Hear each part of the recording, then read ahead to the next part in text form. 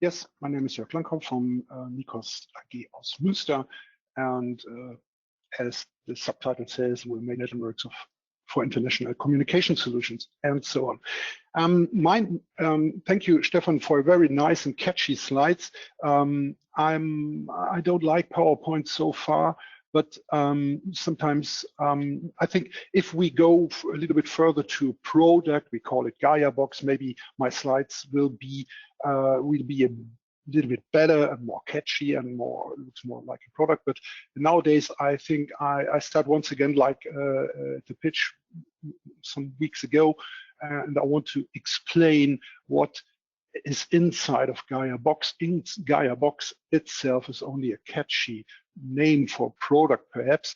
Inside the GAIAboX are some things that have to be explained, and these things are maybe also very interesting for other partners or guys who want to implement it by themselves. The main idea is the linked data platform.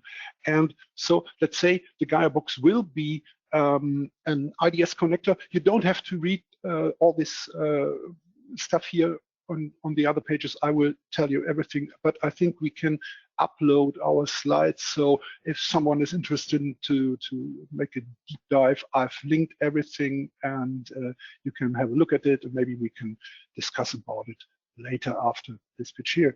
So the GAIAboX as an IDS connector. That means it's an IDS connector, not a trusted one, I think, so far, but the main idea of this IDS connector is to make an inventory of resources. Let's say something like digital twins. It's not only, it's not a good idea from myself to make it a file storage only. It is not a file storage only. The linked data platform sees a resource like a file, or maybe like a non-file.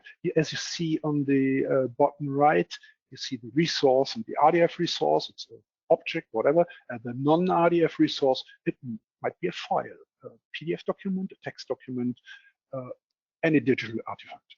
So the main idea that started with the linked data platform was Berners-Lee sold it. I don't know if anyone here has heard ever before. I'm very interested in this stuff for nowadays. 2 years, Berners-Lee said 2 years ago, oh, we've done something wrong with the internet. It's very fine, but no, it's damaged. It's not fine working.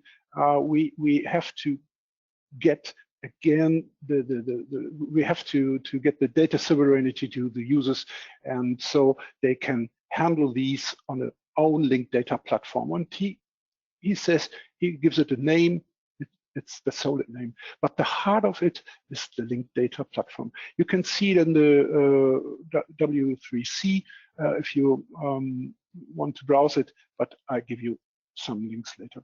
The project GAIAX said it said it wants to have something like a Dropbox-like file storage. This was one of my ideas to say, okay, maybe we try to get the portion of the LDP, the non-RDF resource, as managing files. That's another story. I don't know if we try to give GAIAX as a use case to GAIAX project. I don't know.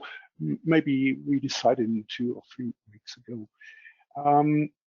One of the main portions of the GAIAboX as a product is a MOTIC management platform for things, identities, and credentials. It's also done by nicos.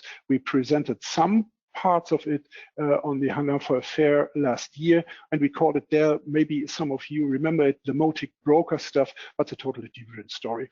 So the heart of it, the GAIAboX, is the linked data platform, and we call it now IDS linked data platform. So those of you who are members of the IDS association and you are familiar with handling documents in Jive, you can see there also what I've linked it at the end. So and the GAIAboX is so IDS connector as a provider and consumer. And one of the most interesting things is how to control the access for those resources served by, let's say, the linked data platform. And the guys from America made it by the web access control, but we, and when I say we, I mean Sebastian Bader from Fraunhofer and me. We think we have to lift it to additional context, and I will tell you something about this additional context in to sentence coming up. It's very, very close to this usage control stuff, if some of you have ever heard things about usage control. So that it implements file transfer protocol, it's very nice, but it's a very old protocol. And I think if we try to, let's say, bring data to the linked data platform via FTP, it's only a back office stuff, but not a front office or front stuff for the internet, I think. And what DAF will become in the future.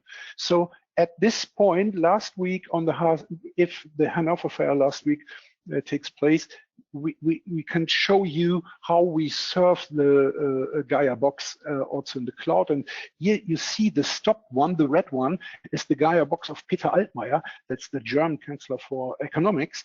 And he's one of the masterminds of the GAIAX project. So I try to give him his own GAIAbox. So you see his data. Have a look at the bottom of the page, location Frankfurt. No, it's very secure. It's not Amazon or whatever. It's a partner of us, grid scale, and we are allowed to make data, hold data in Germany or in Europe. So to make it a little bit faster, I told you that we have to have some context ideas of controlling the access to a resource. That's a little different track, but it fits very, very good to the linked data platform. So we can protect the resource, let's say a file or whatever, but we can also say, hey, this guy, he wants the file after 9 and before 5 o'clock p.m. So he is not allowed. Before 9 o'clock in the morning, he is allowed. That's the context time. See, yesterday before today, true. The context geometry, something is inside, maybe a point inside the polygon, and so on. But another context is very interesting, the agent context. A person is member of a group, or a connector is a member of a group, and so he has access to something. And those contexts are very familiar to these contexts we need to have for the usage control. The GAIAbox can, I think it can act as a policy decision point or a policy information point too, but it's a totally different story. Maybe we can explain it next time more deeper. So subscriptions, another thing, the linked data platform is an HTTP protocol, so subscriptions in gRPC and QTT, but are also possible to do against GAIAbox. It's not, let's say, the main idea of IDS connector. Maybe it's documented in as a GitHub repository, and the GAIAbox client, it will be open source also, provided by nicos Research and Development. Here, file transfer thingy running as a file transfer. I only want to show this screenshot. It's up and running. And here, that's a little bit more interesting for those guys who are familiar with HTTP protocols. Here we can see the green thing on the left top, a GET request, and we get, you can see it, the red one, we get a broker information, and this information is done by the information model of IDS with all its examples. This broker one is an example from the information model. So you can see we are allowed to bring up all these IDS info model stuff as a resource in IDS LDP, let's say GAIAbox. Next time, I think we can do something with a hands-on. What for? Data pool, I said, something like inventory, inventory of resources, maybe file storage. But from my perspective, we try to bring up a metadata broker also, and the heart of it will be the EDS LDP2 as in dynamic attribute provisioning services too. I think it costs another month and we bring DApps again up and running in the internet, so everyone can use it for the developers community. And another use case from the perspective of nicos is to manage all devices. And if you have those blue lines there are linked in this slide, so you can see the linked data platform use cases. And there is one of the use cases, the cloud infrastructure management. And it's very funny to see what the guys want to make. It's nearby the same we want to have by nicos also. It's our own use case for GAIAbox, okay? Last but not least, here you can see some Gaia boxes done by Sebastian Steinbuch, the TCO of the IDSA. And if you're interested to make your own, follow the link, do it yourself, and you can bring up your own Gaia box and send it to me, and we will post it in our blog. So at the end, we have the appendix here for those of you who want to dive a little bit deeper to all these things. I try to explain very shortly here.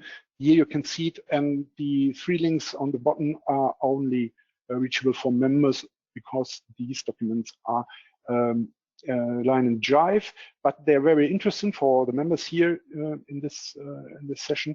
Please have a look at the communication guide, the IDS handshake, and the draft LDP as an IDS connector, as explained here